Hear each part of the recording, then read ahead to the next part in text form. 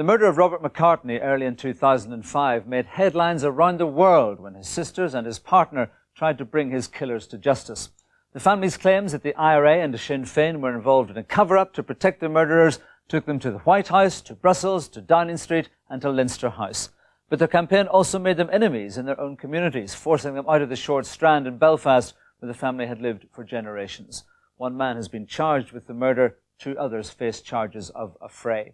Now one of the sisters has put all those experiences into a book, Walls of Silence. And Cathrine McCartney is with me. You're welcome to Hearts and Minds. The legal process is underway now. Why a book?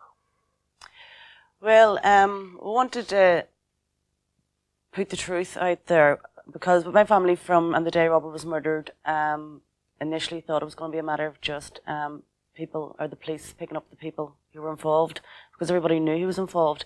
And what we found is we got embroiled in a whole nightmare where the people who were involved were going to be protected because of the politics here. And we were put through, isolated from our own community, demonised by Republicans from their own community. And the truth of what we were going through and what we were trying to achieve, to me, in a sense, never really got out there to the public in a form that they could understand where we were coming from because there were too many voices in there. So it was, this book is a way of us telling our truth in a form that the public can read from the beginning to what we went through that first year. Is it more for the public or for yourselves, a kind of catharsis? Obviously, it sort of helped, in a sense, me personally, since I wrote the book and getting those thoughts and, you know, down on paper, because before that, they were just in your head every day. And yes, I have found that by actually putting them down on paper, I have been able to sort of to release that. And it's also a legacy for the family, and particularly for Robert's 2 children, who, when they do want to know the truth, will just be able to pick up the book and read it. You talk about Robert's murder being seen as a potential blockage to the peace process. You say politicians all around the world, in a sense, were afraid of the implications that you were claiming were attached to the murder. But many people would argue that his killing, his murder, dreadful though it was in fact one of the things which made it no longer possible for the IRA to delay their final acts of decommissioning. So, in fact, politicians used the murder as a way of putting pressure on the Republican movement. Well, certainly they did, and it was, as you say, to put pressure on them to decommission. What my family wanted them to do was to put pressure on them to cooperate with the investigation into Robert's murder. So certainly it was a matter of, we were going to politicians asking for help, and they had their own agendas, but we could not walk away from that. We knew that, but we also had to use that window of opportunity. Politicians were listening, and we had to just try and convince them that although decommissioning and all the rest of it was very important, so was justice. And by getting justice for Robert, Northern Ireland would have progressed, you know, further, rather than just handing in guns that apparently weren't going to be used anyway.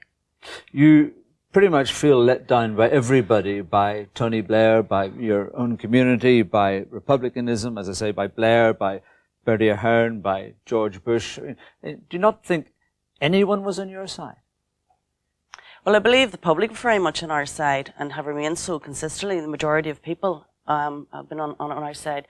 I wouldn't say that, in a sense, the politicians weren't on our side. It's just that they saw the process, managing the process, where did Robert and we fit into that? And as you say, what could they use?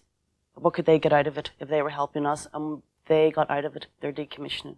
But we as a family didn't get, you know, our justice out of it. And certainly there is, as I say, a trial is coming up, and we'll have to see where that takes us from there. But when I say, yes, we did very much feel let down, we felt that they could have put more pressure. They were unable or unwilling to put pressure because they felt by pressuring them on Robert's case, you know, that maybe that was going to be too much, and I don't believe that it was. They could have went further than what they did. Well, in what sense do you think they could have done more? Well, they could have, I mean, when we were going to meet with the leaders, they kept telling us they had raised it with Sinn Féin, they had raised the issue with Sinn Féin, but very little was, you raised it, and what has come out of that, you're raising it because nothing is happening in terms of the investigation. So, to me, it was, you know, what was on the table for the politicians, and obviously, at the end of it, boiled down to it was decommissioning was on the table. So it was Robert's murder to me was being used as a, you know, bargaining chip in terms of what was going to be more getting justice or getting decommissioned for the process. Getting decommissioned for the process at that point for the politicians seemed to be the biggest benefit because it would have removed the biggest obstacle to the process at the time. You talk about being used by people. To what extent do you feel you were used by Sinn Féin? For example, you did agree to go, finally agreed to go to the Ardèche, at which support was vocalised for your campaign. But do you think that Republicans used you as well? I think they attempted to. And as I say in the book, we went down because we realised that by not going down we could damage ourselves within Republican community, because Sinn Féin were trying very much to say we were an anti-Republican family. So Sinn Féin tried to use us and we tried to use them. And as I say in the book, it came out of stalemate. You lost because your family has been intimidated out of a place where it lived for generations. Well, I wouldn't say that we've lost. I mean, a lot of people in the community still support us. The silent majority support us. Unfortunately, there's a minority, like in every society, when they use threats and violence, they seem to get their way. Northern Ireland, to me, is still very much a society in which that happens.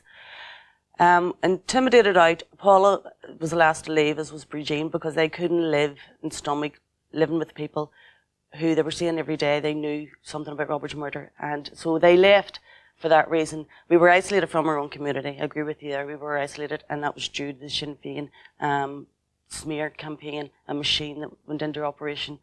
But certainly, would we do it all again, knowing that we had to face all that? Yes, certainly. Who would want to live in a community where you keep your head down, and you're not allowed to speak up, you're not allowed to protect your own rights and your own family? What has it taught you, the whole experience? It has taught me that I have lived in a community that I believe now has been sick for a very long time and hasn't realised it. There obviously was something morally sick there when they felt that a family wanting justice was in some way against the community. I mean, it just taught me that here the process became more important than the people, and protecting that process became more important than protecting ordinary people. As long as it was nationalists killing nationalists, loyalists killing loyalists, that wasn't a threat to the process, and I find that very sickening. Cathrine McCartney, thank you very much indeed. I want to thank you all for the overwhelming support on A Troubled Land. Please do like and subscribe, as it helps us to grow the channels and spread awareness on this terrible conflict. If you haven't already, make sure to check out our second channel, which deviates from mainstream documentaries and delves deeper into personal stories that have arisen from the conflict. Many thanks to all our Patreon members. If you haven't already, please do join for free. The link's in the description.